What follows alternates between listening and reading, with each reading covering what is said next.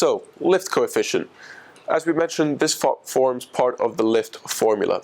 And the lift coefficient comprises of the camber and the angle of attack. So, as the angle of attack increases, our coefficient of lift actually increases. So this graph is showing us how efficient the airfoil is at extracting lift from the energy of the airflow we're traveling in.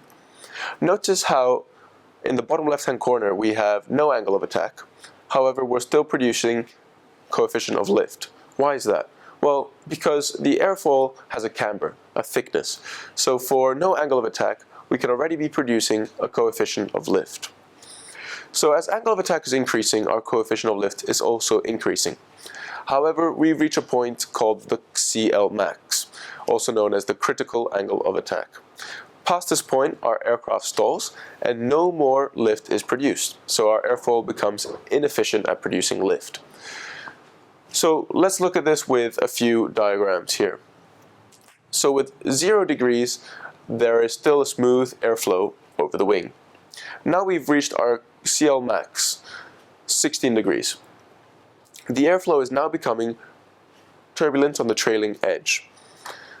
Past this angle of attack at 18 degrees, we've now stalled. So this part where we stall is where the laminar airflow on the upper side of the wing detaches itself from the upper side of the wing. We lose control of the aircraft and it normally tends to pitch down.